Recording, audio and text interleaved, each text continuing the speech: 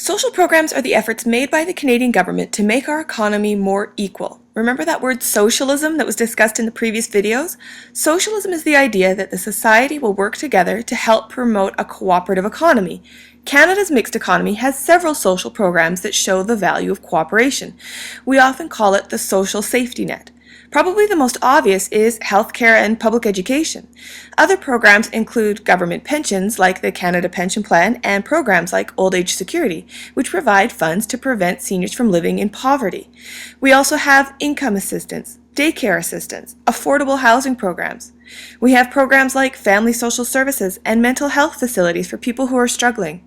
And there's employment insurance to help people who've lost their jobs by making sure they can provide the basics for themselves and their families. There are many other programs that the government has to make our society more equal. There's a lot of debate about these programs. Those who support social programs point out that Canada is one of the wealthiest per capita nations in the world. That means we have a lot of money compared to other countries. And if we're so rich, then why can't we share some of that wealth with our fellow citizens? This is a moral argument, that it's right for us to help each other. A more logical argument is that when we help people who are less fortunate to be able to buy goods and services, those people are participating in the economy and therefore are helping everyone else. Think about it. If we give a family money to purchase food and pay for their apartment, then the owner of that store and apartment building can make a profit for themselves. When people experience serious levels of poverty, they often become more ill, which costs us more in healthcare services. Their children don't do as well at school, which means we have a less skilled labor force. And often, people who feel helpless will become disillusioned and will turn to things like crime because they don't feel the social pressures to conform in a society that seems to have left them behind. But what about the other side? Opponents point out that because of government programs, we've become more dependent on the government. Since Canada introduced mandatory retirement programs like the Canada Pension Plan, Canadians have saved less for their retirement. Polls show that we are at an all-time low for saving because people know the government will take care of them. In some provinces where unemployment benefits are higher, employers say that they have higher rates of people quitting their jobs. If there's no government support, would you dare quit your job? Government-run programs are often less efficient. Remember, we talked about that in a previous video, with millions of dollars wasted on bureaucracy. That's all the people you have to hire to make the program work, and government workers are usually unionized, which means they get paid very well. Part of that inefficiency comes from the fact that government-run programs don't have the initiative to improve the way a private company does when it's competing with other companies. Our healthcare system is a good example of this. There is a high level of bureaucracy and waste, and too many people are not getting the treatments they need in a timely manner. I can illustrate this with my own family experience. I have relatives that live in the United States. The US has mostly private healthcare, meaning that people have to pay for it themselves, usually by buying insurance, just like how we buy insurance for our car. My aunt has pretty good healthcare coverage, but it costs her and her husband about $500 a month.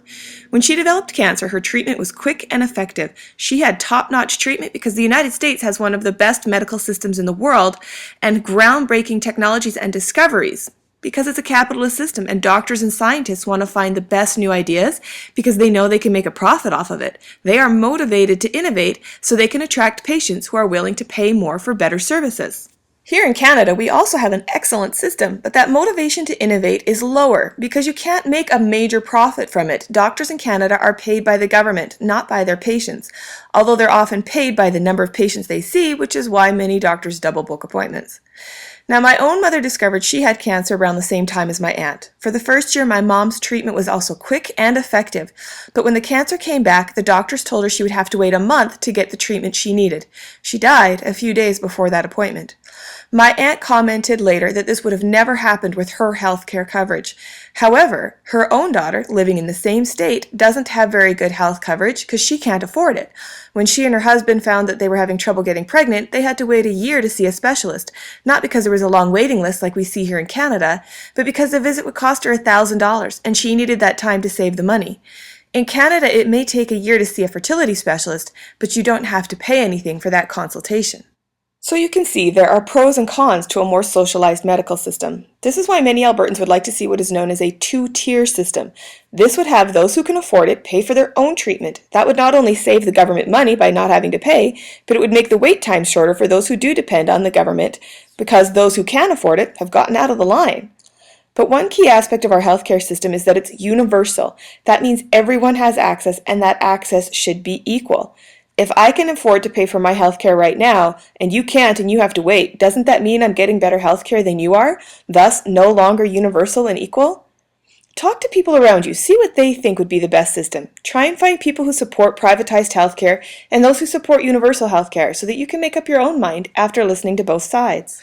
Let's finish off by talking about how we pay for all these programs. The more programs we demand, the more we'll have to pay through taxes. Don't forget, the government doesn't have a magical pot filled with money. Our taxes pay for programs.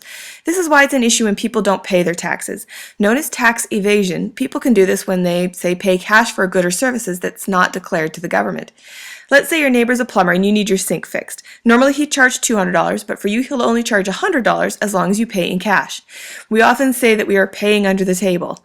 If that plumber doesn't tell the government he made that money, he won't have to pay taxes on it, but that means the government's not getting the tax dollars it depends on to pay for things like roads and public buildings.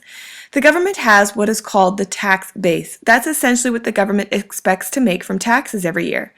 But then every year the government loses millions of dollars to the underground economy, or black market. That's people selling goods or services but not claiming their income. It can seem like it's a harmless thing to not pay the full amount of taxes we owe, but Canadians demand a fairly high level of government services.